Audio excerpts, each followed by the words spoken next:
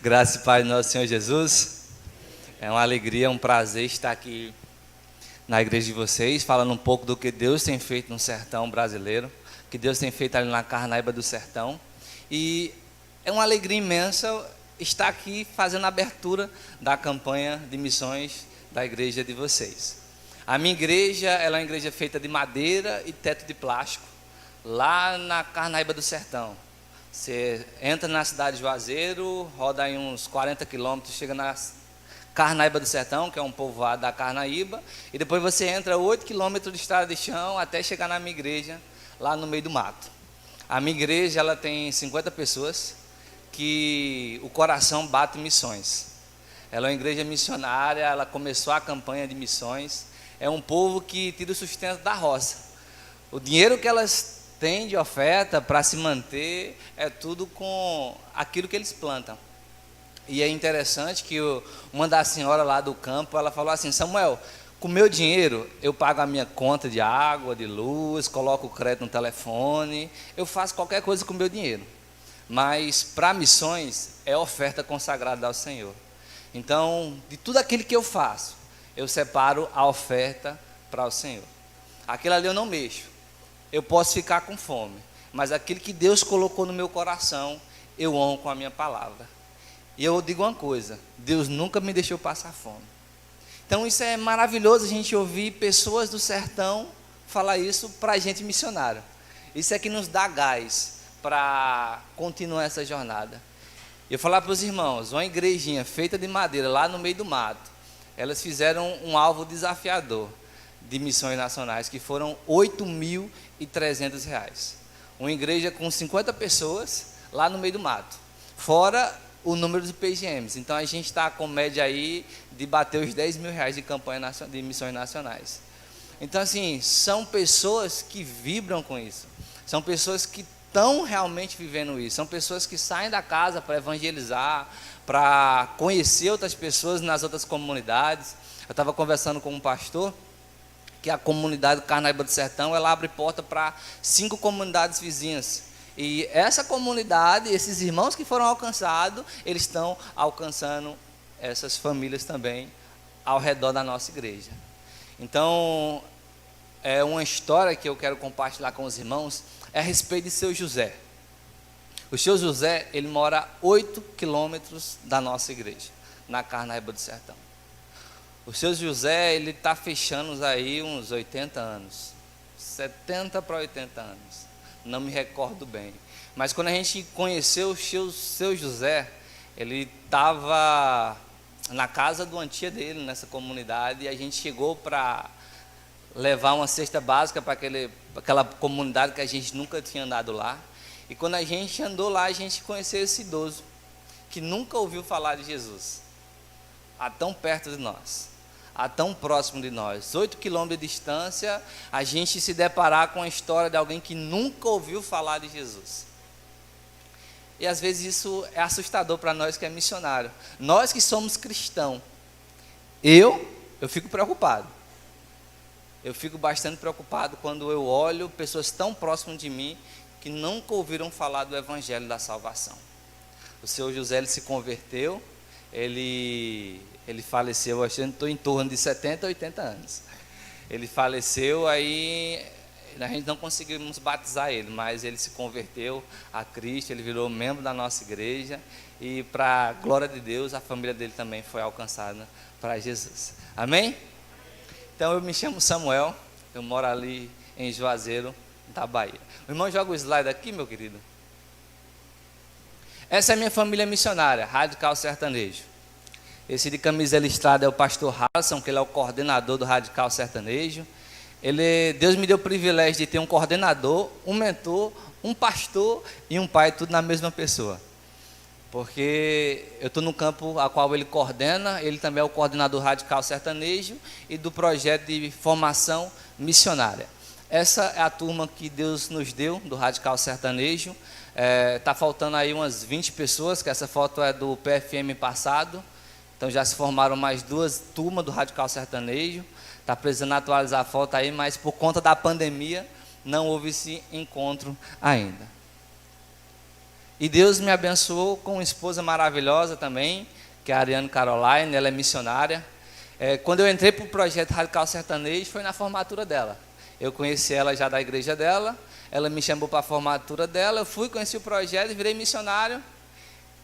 E agora em agosto, Deus me deu o privilégio de casar com ela.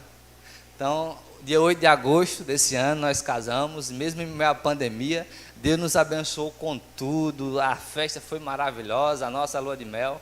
E a Ariane ficou lá na Carnaíba do Sertão, ajudando a Ellen, que está sozinha no campo, que a dupla dela casou ontem.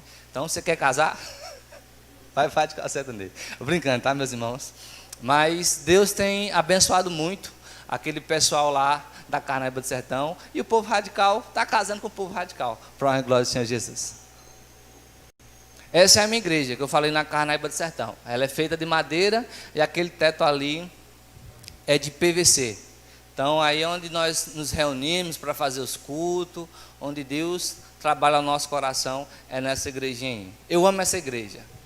É uma coisa mais bonita de se ver quando a gente chega lá no sertão, vê ela lá no meio do mato, toda azulzinha. Essa é a minha igreja. Depois desse slide, acho que tem um vídeo. Isso. Esse vídeo, meus irmãos, é a festa das águas. Quando nós vamos fazer batismo, a gente dá esse nome, Festa das Águas, porque é festa no sertão. Isso que os irmãos vão ver, isso foi acontecimento agora na pandemia. Mesmo em meio à pandemia, Deus nos presenteou com, aí são 7 pessoas sendo batizadas, e com 15 dias depois nós batizamos mais 15 pessoas na comunidade em Petrolina. Em meio à pandemia, Deus nos permitiu cuidar dessas pessoas e em pandemia batizar, e vocês vão ver o que Deus fez no sertão em meio à pandemia.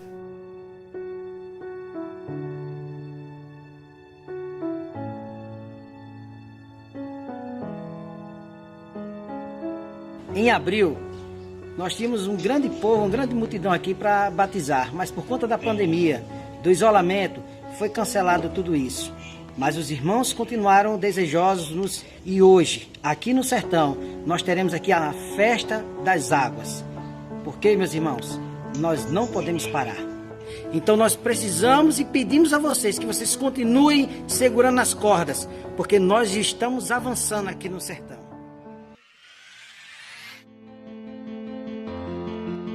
Vamos lá, dona Meire, é hoje.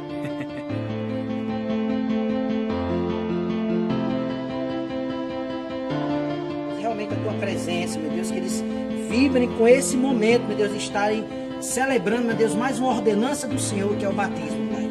Ajuda eles, meu Deus, em nome de Jesus, que os dons possam florescer, meu Deus, na vida deles, em nome de Jesus. Amém. Irmã Meire, a senhora crê no Senhor Jesus Cristo como seu único e suficiente Salvador? Sim. Como ministro do Evangelho do Senhor Jesus. Irmã Meire, eu te batizo em nome do Pai, do Filho e do Espírito Santo.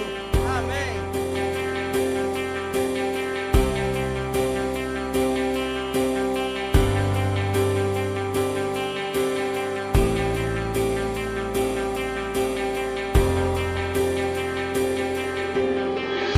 Senhor, obrigada, Pai, obrigada, Pai. Obrigada, meu Jesus, obrigada, meu bom Deus. Jesus transformou sua vida. Transformou. Hoje eu sou outra criatura, eu creio. Jesus transformou a minha vida, eu creio, Senhor.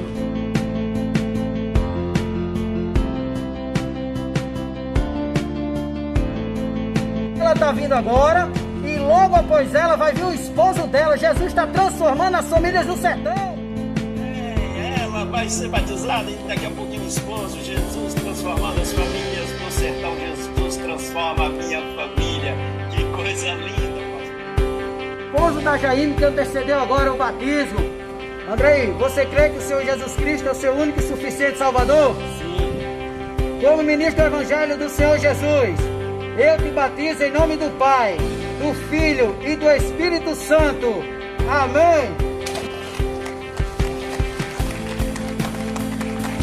Foi algo muito repentino. Deus transformou a minha família e a mim. Se você fosse definir a Jaine de antes e a Jaine de hoje, quem é? É uma pessoa transformada, uma pessoa diferente. Jesus transformou a minha família.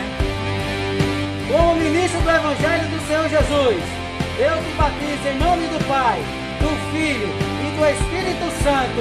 Amém.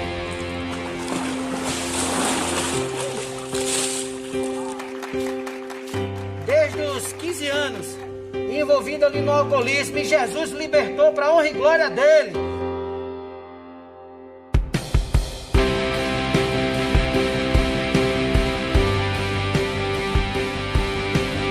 Continue, meus irmãos, continue investindo na obra missionária.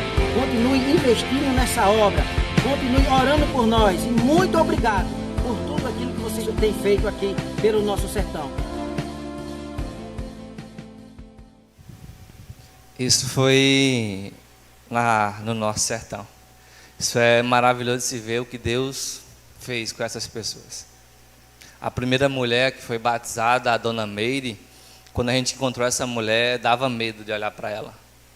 Ela tinha depressão, ela fazia parte de um terreiro de macumba, ela e a filha dela. E toda vez que a gente chegava em casa, ela era vizinha nossa, ela ficava sentada no escuro, numa cadeira de balanço. Dava medo de olhar para essa mulher. Só que Jesus nunca tinha tocado no nosso coração de falar com ela. A gente evangelizava a rua, mas chegava lá, Deus não permitia a gente falar com ela. E até que um dia ela veio: por que vocês não falam com a gente? Por que vocês não falam de Jesus para a gente? E a gente, não sei. A gente quer saber de Jesus. E aí, o Espírito Santo tocou no coração dela, para ela saber de Jesus. Hoje nós sabemos que se nós fôssemos até ela, talvez nós tivéssemos criado uma intriga por conta da religião que ela tinha e com a religião que a gente queria falar para ela a respeito de Jesus. Mas o próprio Espírito Santo, através de oração, confrontou o coração de Dona Meire. Dona Meire se converteu, entregou a vida para Jesus, trouxe a filha dela para Jesus também. E tivemos o privilégio de batizar tanto a Dona Meire como a Alane, e hoje elas fazem parte da nossa igreja na Carnaíba do Sertão. Então, é isso que Deus tem feito no sertão. Deus tem transformado as famílias no sertão. Amém, meus queridos irmãos? Então, acho que o outro slide é só o contato, né? Isso é meu nome, o meu WhatsApp e meu e-mail corporativo, tá bom? Os irmãos quiserem mandar alguma devocional, alguma mensagem, alguma pergunta do campo, saber mais sobre o Radical Sertanejo, os jovens, os adolescentes. A gente tem uma faixa etária de idade para o Radical Sertanejo, é dos 18 até os 100 anos. Então, se você tem mais de 18 e tem menos de 100 anos, você pode se enquadrar no Radical Sertanejo. Tá bom, meus queridos irmãos? Então, lá nós teremos mais informação para vocês sobre o projeto Radical Sertanejo, quanto tempo, a base, o recurso, tudo isso com um pouco mais de tempo eu estarei passando para os irmãos. Amém? O pastor me colocou para me trazer uma mensagem para os irmãos nessa noite. Eu sou formado lá no meio do mato, tá, meus irmãos? Então, a gente prega na simplicidade. Então, talvez estivessem esperando um bom pregador com a leitura mais desenvolvida, mas na minha simplicidade eu quero trazer algo que Deus ministrou ao meu coração. Eu convido você a abrir a sua Bíblia no livro de Gênesis, capítulo 12. Quando a promessa de Deus chega até Abraão.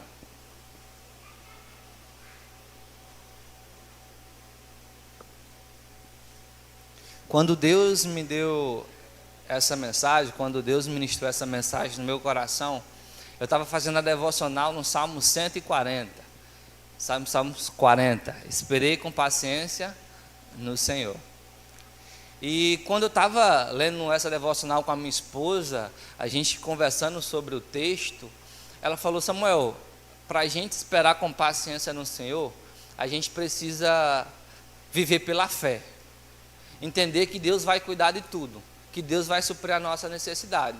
E outra coisa, sermos obedientes.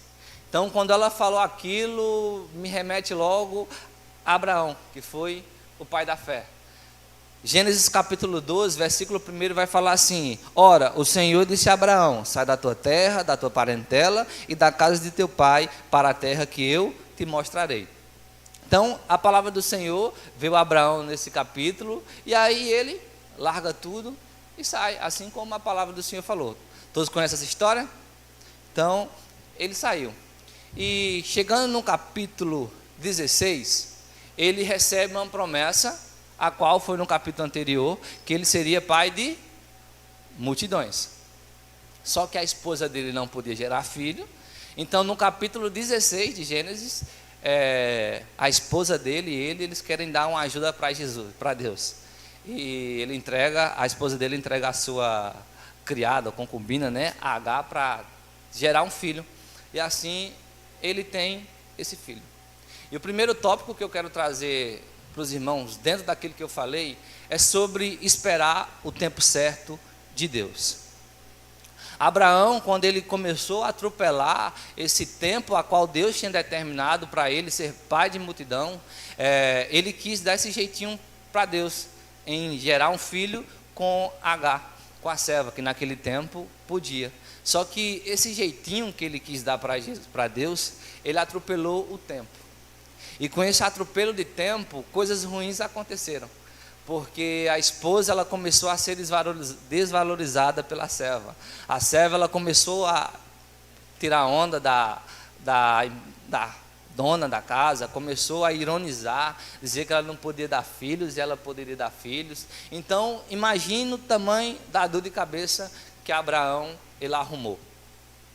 Então, o primeiro tópico disso é que nós devemos respeitar o tempo de Deus para todas as coisas. Nós vivemos nesse tempo de pandemia, nós estamos vivendo um tempo que algumas coisas estão fechando, algumas coisas estão voltando a abrir agora. Na minha cidade estão voltando a normalizar as coisas agora, mas muitas pessoas, muitos colonos lá onde nós moramos, eles estão apertados porque o recurso está faltando.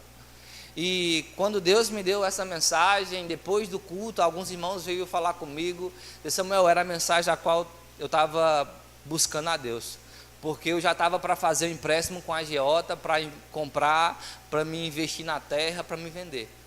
E outro falou que queria vender o carro para poder plantar, para ver se quando a colheita saísse, eles conseguiriam vender.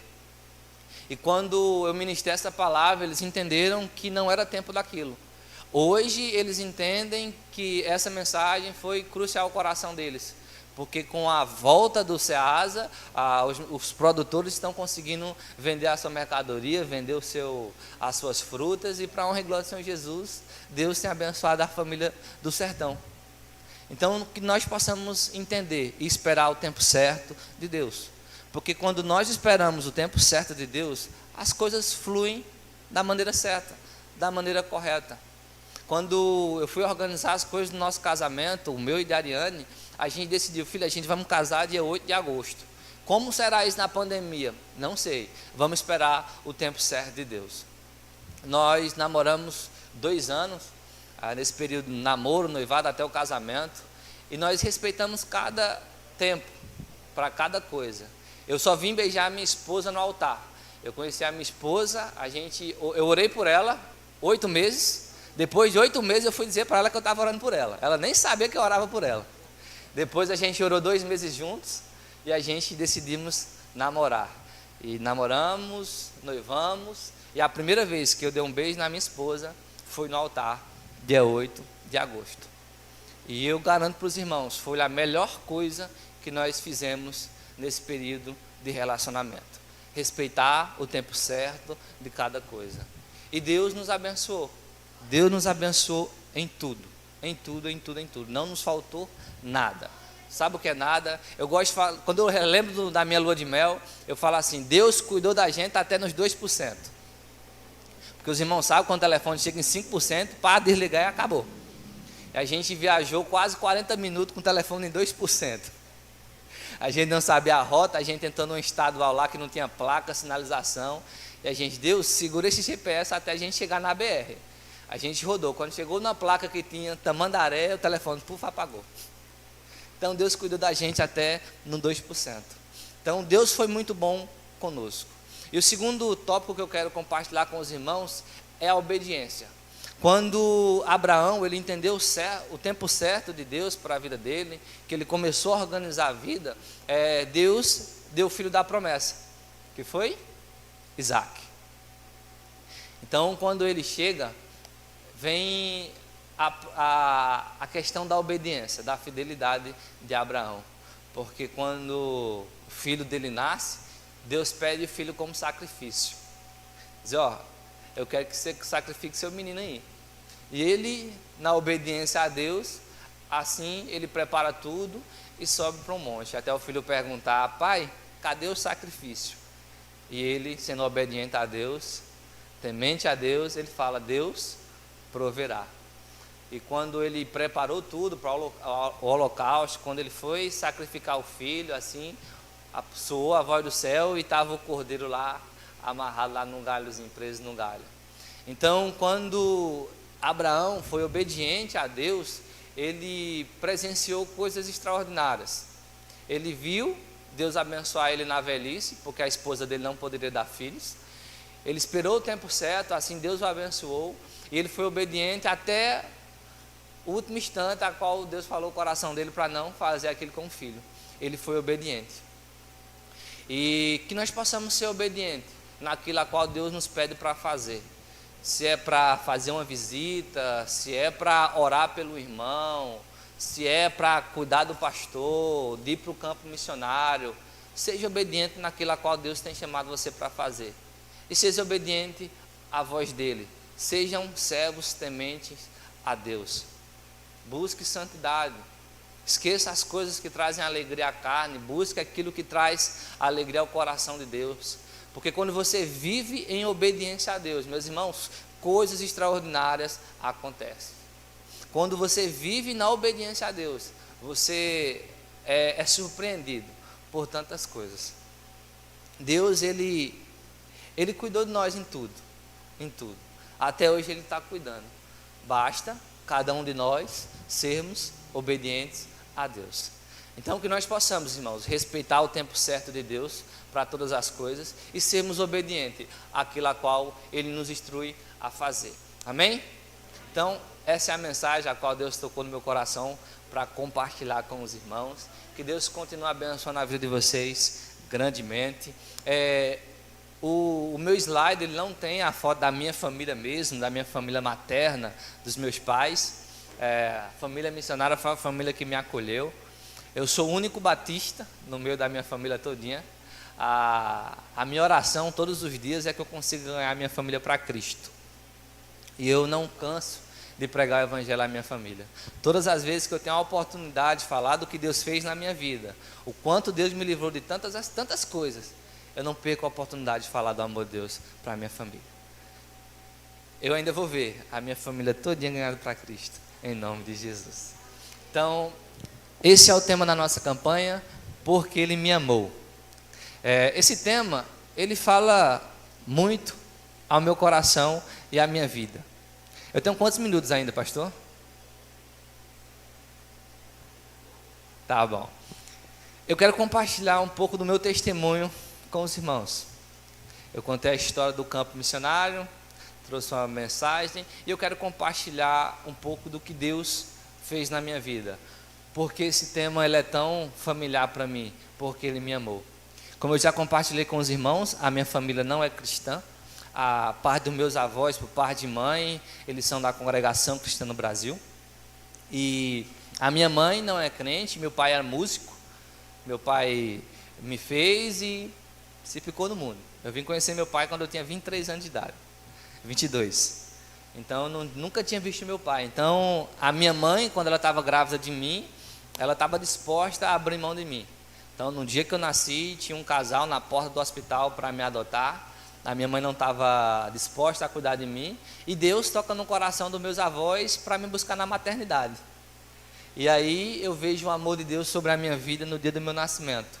Me tirar, sabe lá Deus para onde eu iria, se eu fosse para adoção, e me colocar num lar que tinha a leitura da palavra. Que eu ouvia falar a respeito de Jesus, ouvia falar a respeito de Deus. E aprendi sobre a Bíblia, aprendi sobre andar nos caminhos do Senhor.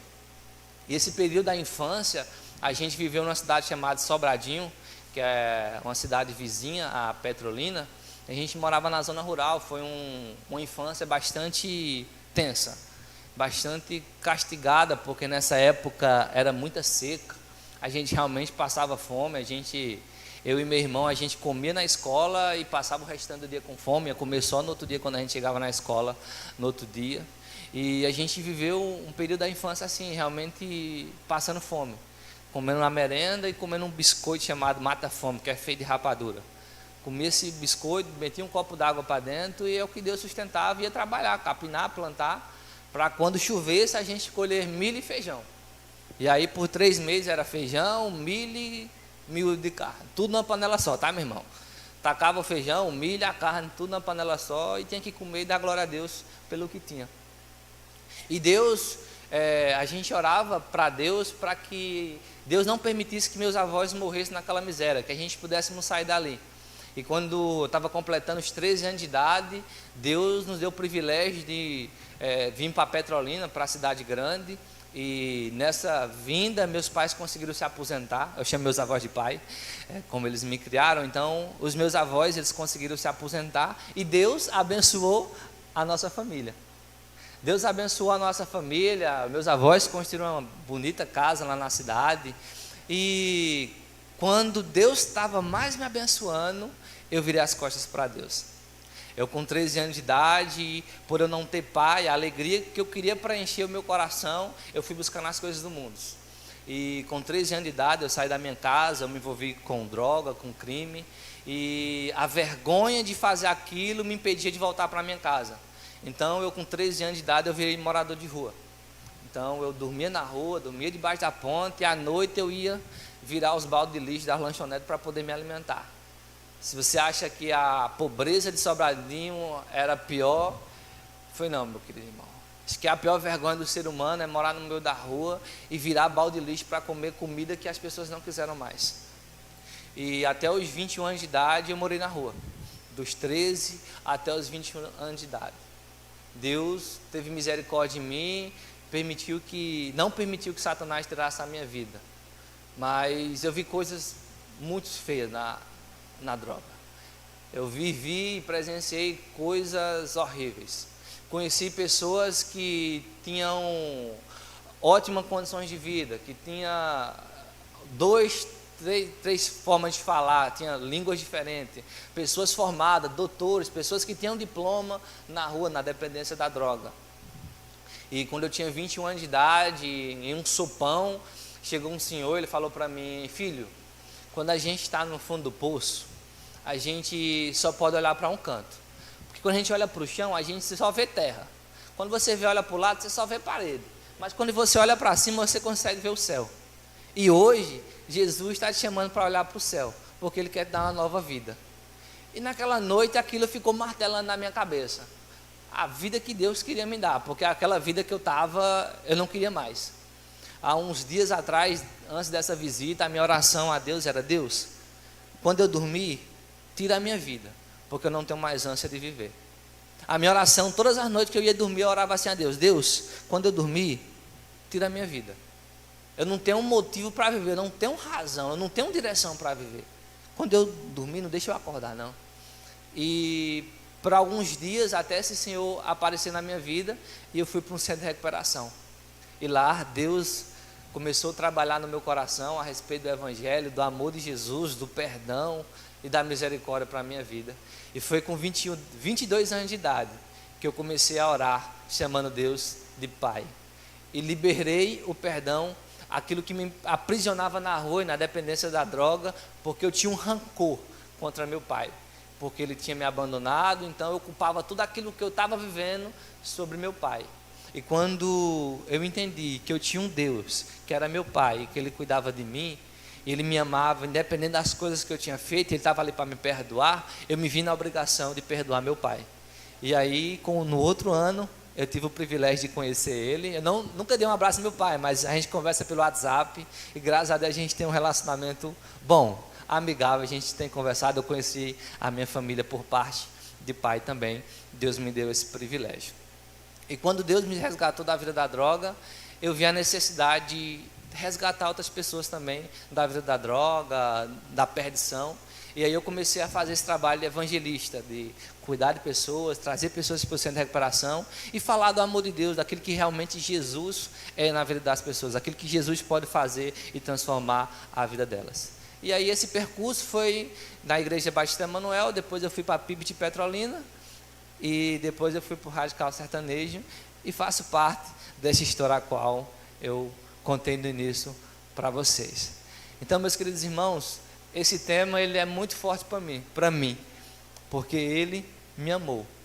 Antes de tudo, nos meus primeiros fôlegos de vida, ele me amou. E eu tenho uma plena certeza de que ele ama cada um de vocês.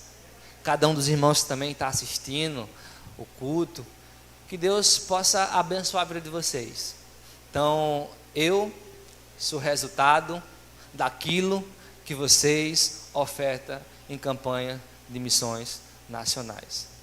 Então, quando os irmãos estiver orando, antes dos irmãos colocar o valor nesse papelzinho, ora.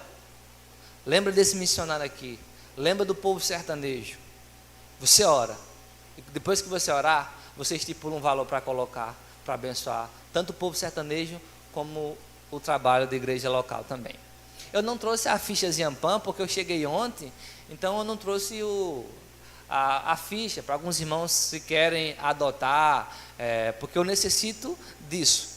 A promoção missionária é para a gente levantar recursos para o sustento missionário. Eu e a minha esposa casamos, então o nosso aluguel é tirado do PAN. Então, quando os irmãos ofertam para o PAN, adotam o missionário, o aluguel é tirado desse valor. O salário que eu ganho de 814 é da oferta que os irmãos contribuem mensalmente com o adotado do PAN.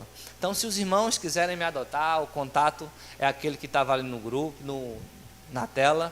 Então, os irmãos mandam mensagem que eu mandarei as informações para os irmãos e estarei dando mais informação sobre o campo e prestando conta também, porque eu acredito que aqui é a minha igreja também.